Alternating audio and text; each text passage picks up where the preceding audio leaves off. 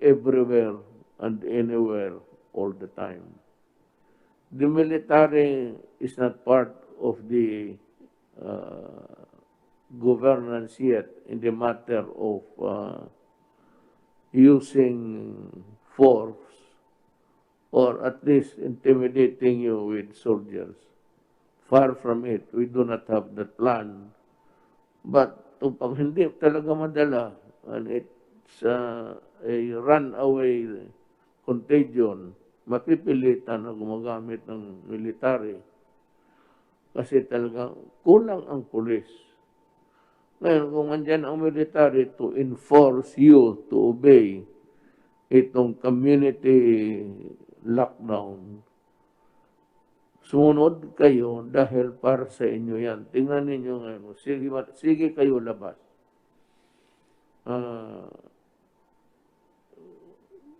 Di umami yung contamination ng pasa. Ito ang dilemma ko. Dito ako between the devil and the deep blue sea. Gusto na mga doktor na i-lockdown kung may mga na-infected yan. The percentage of the people affected in the community is not given any figure kung ilan sila. Ito namang sa kabila, kailangan natin ng palabasin yung mga tao, lalo na sa mga trabaho na kailangan talaga ng bayan, food and everything, and also to move the economy. Alam mo, ang mga doktor, sabihin ko sa inyo, pag hindi ko na talaga rin sila mapigilan, dahil po wala na akong pera na ibigay sa kanila. Kaya kailangan sila lumabas para magtrabaho. Yan ang ano ko. I-lockdown ko, ubos na yung pera na binigay ng Congress na bigyan kayo ng ayuda. Yung pera pang gastos. Wala na ako niyan. Sabi, on your own ka, totoo. Kailan lumabas ka para maghanap buhay, para makakain. So I'm telling the doctors, much as I would want really to give in to your demands, especially in the matter of lockdown, I want it because I do not want the contamination to continue. It's a it's a thing that's running like whatever. It's a continuing thing. Tapos, ito ngayon yung kailangan ko rin bitawan. So, do not be surprised if there's a rise. One, yung ayaw talagang maniwala. That for any reason, they want to get out, and well, I don't know what you want to accomplish, but if it's food for your family, medyo tatanggapin ko yan kasi hindi ko na kayo mapakain lahat eh. Noon may pambigay ako. Kung meron lang akong pambigay, ibibigay ko sa inyo araw-araw para mabubuhay kayo, makakain. Problem is, the funds are already depleted. Deplete na ang ano natin, at kailangan natin ng magtrabaho yung iba.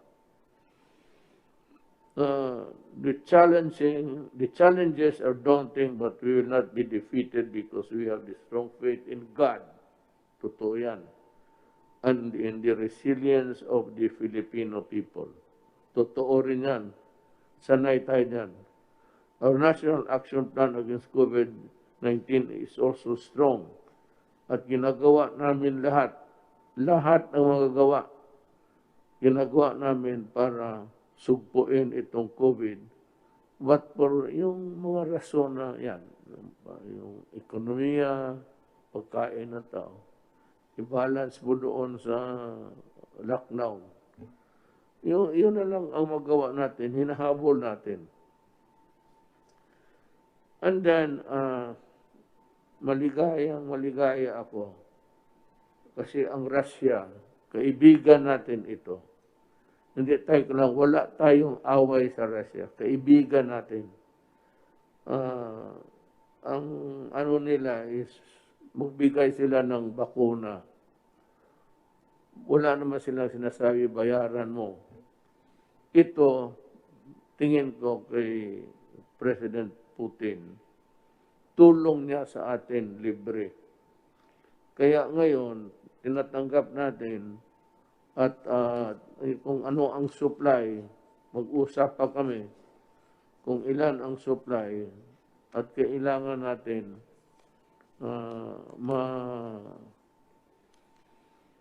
may clinical studies na mag-injection muna tayo ng ilan, tapos tignan natin ang resulta. Ang ano niyan is, you will be given the vaccine and ang reaksyon ng katawan mo, kung tatanggapin ba o hindi. Yan ang ano niyan. So, there will be volunteers. Ako, pagdating ng bakuna, in public, para walang chat-chat dyan, in public, magpa-injection ako. Ako yung maunang ma-experimentuhan. Okay para sa akin. That's my... Sabihin ko rin kay President Putin, na tiwalang malaki ang tiwala ko sa your studies in combating COVID. And I believe that the vaccine that you have produced is really good for humanity. Kaya ako, para ipakita ako sa kanila na tiwala ako at hindi sila nagkamali, nag-offer. Ako, pagdating, yung doktor nila o doktor natin, ako ang unang magpabakuna. Tignan natin kung pwede ba. Kung pwede sa akin, pwede sa lahat.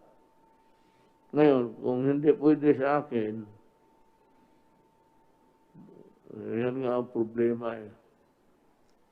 Kasi, siyempre, bigay, ito libre ito. Kung may magbigay na, I do not know what country, America, you'll have to pay for it, actually.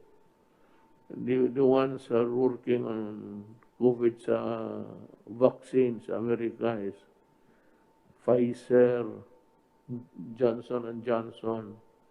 Kaya malaking kumpanya.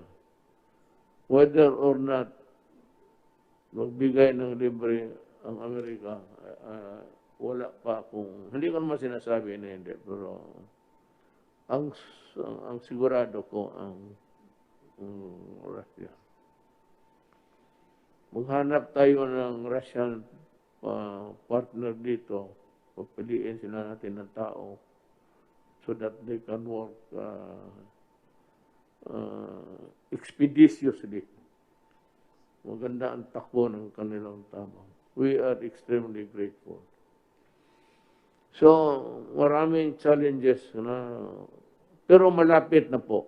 Maghintay kayo. Actually, ang vaccines, they are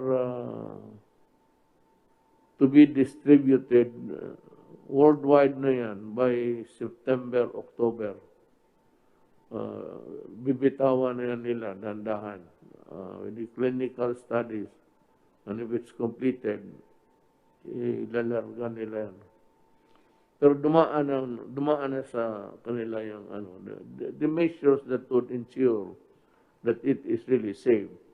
Tapos na yan. Kaya lang, whether or not it is safe for a particular race, kagaya na Filipino o Chinese, hindi natin malaman unless we go into a clinical trials. Yan ang ibig sabihin dyan. So, ang akin na lang, hintay na lang kayo Kunti na lang talaga. By December, sabi ko, in the fullness of God's time, we will have hopefully, a COVID-free December and we can enjoy this Christmas season. Maghintay lang kayo, nandyan na. Ang sinabi ko sa inyo noon, vaccine. Ngayon, ang vaccine nandito na. Itong may sulat dito, papasalamat ako kay President Putin ng Russia. Pero sabi niya noon, nung nagbisita ako sa kanya, sabi niya, if you have a medical question mark on anything about medicines or cures, feel free to call me, and anyone you'd like to be confined and treated here in Russia, we will. Yan ang sabi. And we will help you develop the medicines that your country needs. Sabi talaga niya, wala lang follow-up kasi it would require a constant communication and exchange of ideas. Napuputol because walang follow-up. I do not think that Russia would renege on its promise. And so I am asking the Secretary of Health to look for the best guy to be dealing with Russia in this area. The transfer of technology of the vaccine. So, nandito sa harap ko ngayon ang papasalamat. Hindi ko na lang basahin lahat. Basta, I said na galing sa puso ko, nagpapasalamat ko ako sa inyo sa mabuting loob ninyo sa Pilipino. And someday, we will makabayad mo lang kami sa utang ng loob sa inyo. But I promise you that the Philippines and Russia will remain friends forever. And ako, I do not take sides in the geopolitical struggle. Basta ako, Russia. Salamat po, pipirmahan ko itong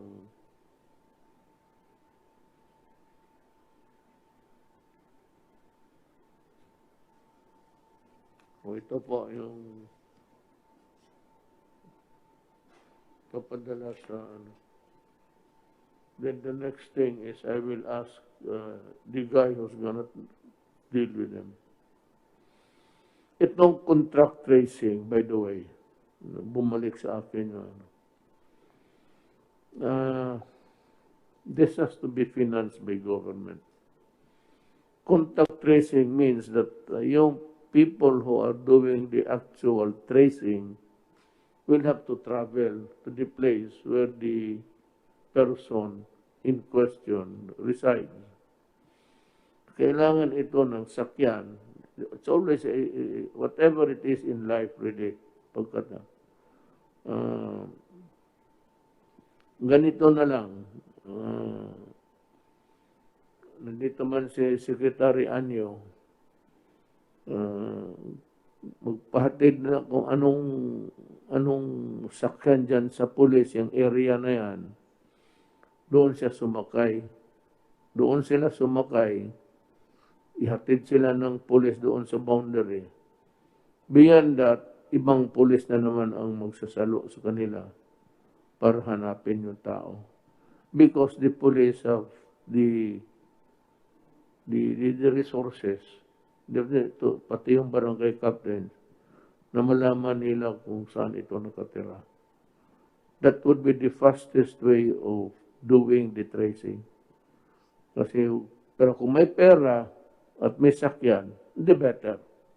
Hindi ko na mamulestya ang pulis.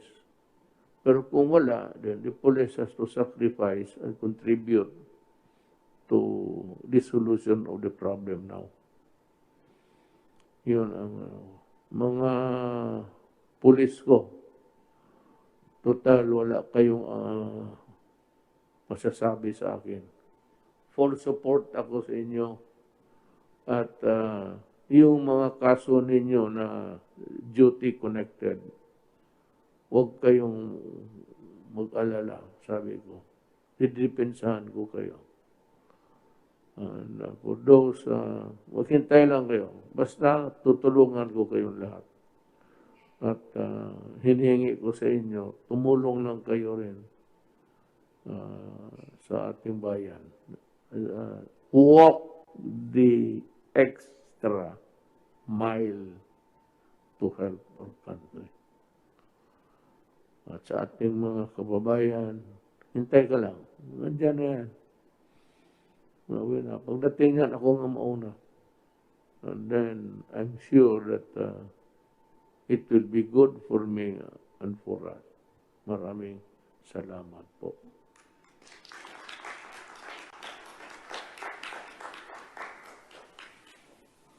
Yes, sir. Nasupokit ako.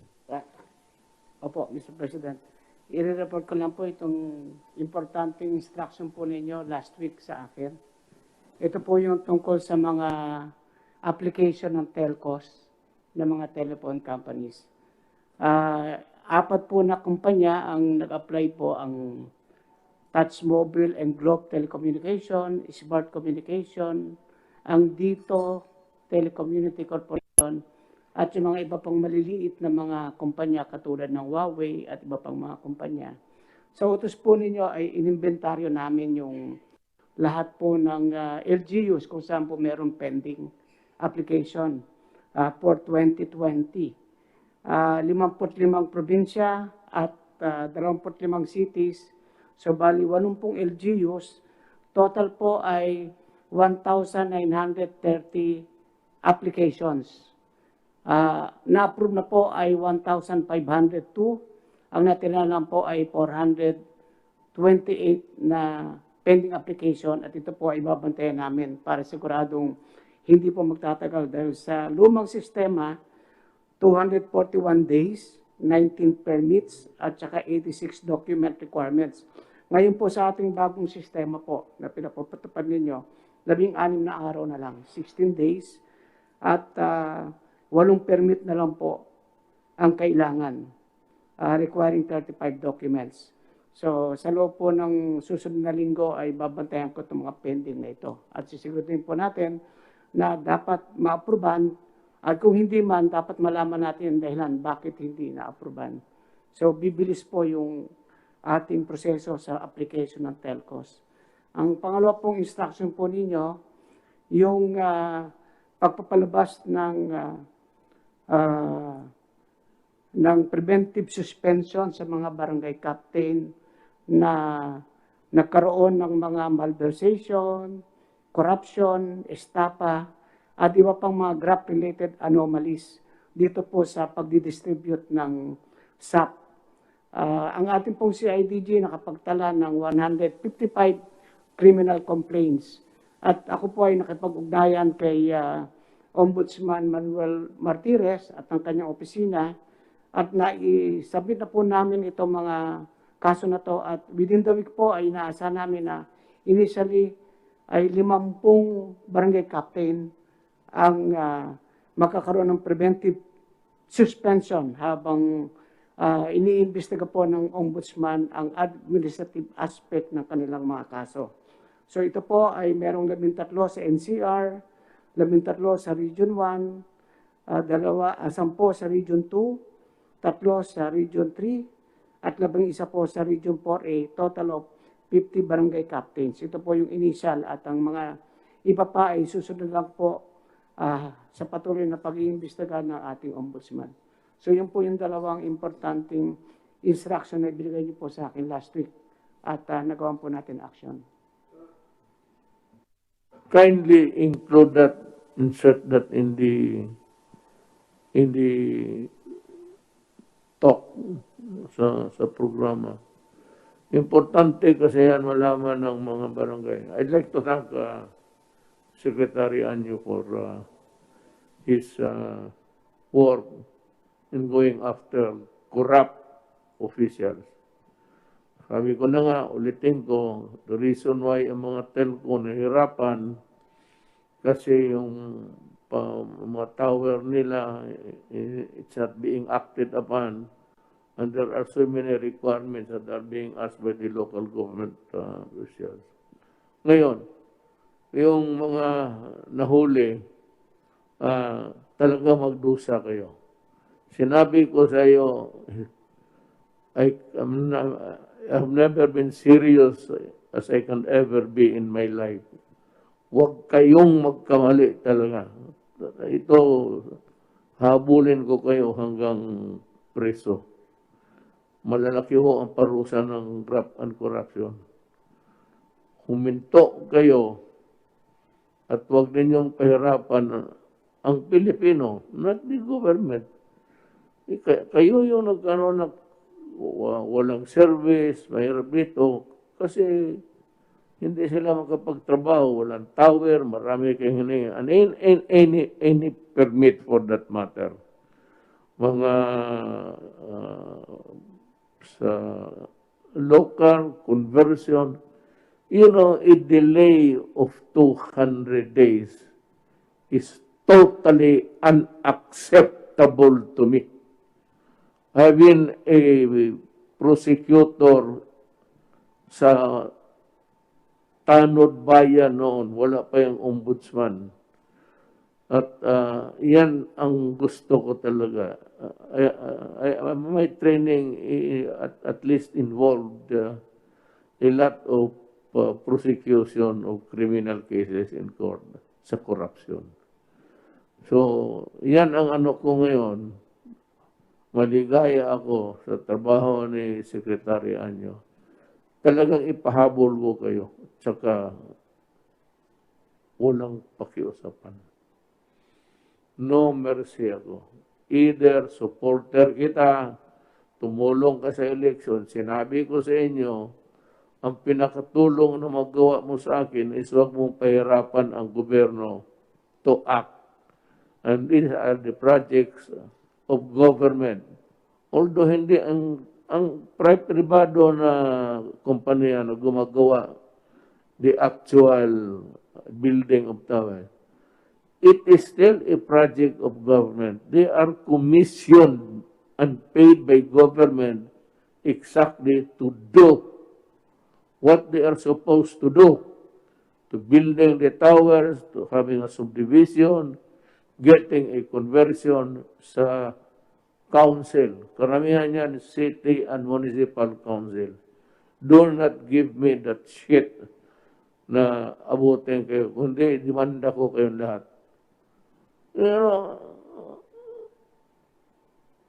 to schedule sa, by the time it reaches your table, the vice mayor should table it the following the following hearing, city council hearing. And after that, what is your objection? Wala naman kayong objection dyan. Cancer na, wala ka na. Ako nga sabi ko, malapit ako. Tanungin mo yung dito, taga rito. Malapit ako sa tower. Nakikita ko yung pula na parang blinker. Kaya ko talaga, huwag kayong magkakamali. Itong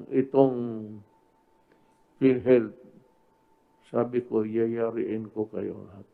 Maniwala kayo.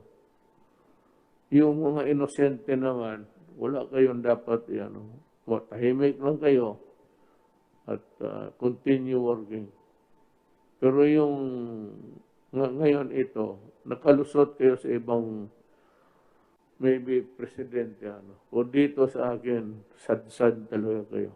Maniwala. And with the help of mga cabinet members ko, hindi ko na lang ipagyabang, but these are people also simple lang. Why? Why are they really helping me to get rid of you?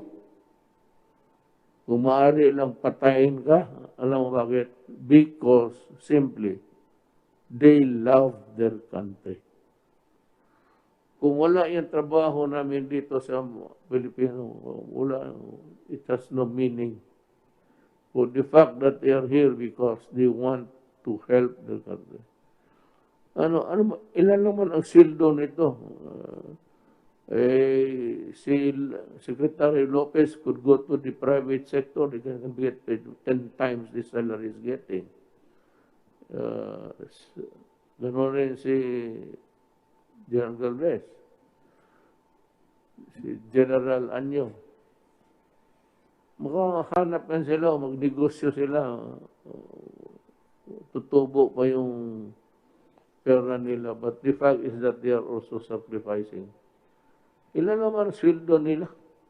Kakasakal kayo, bilyon-milyon kami dito. Pinakababa ako, Presidente.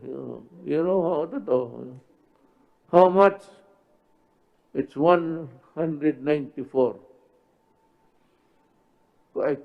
Kukumute pa ako Davao, Manila. 2 asawa. Totoo man yan. So, alam man ninyo, noong nagkampanya ako, I was very honest with you. I said I have 2 wives. So when you have 2 wives, you have 2 families. Paano? Hindi wala.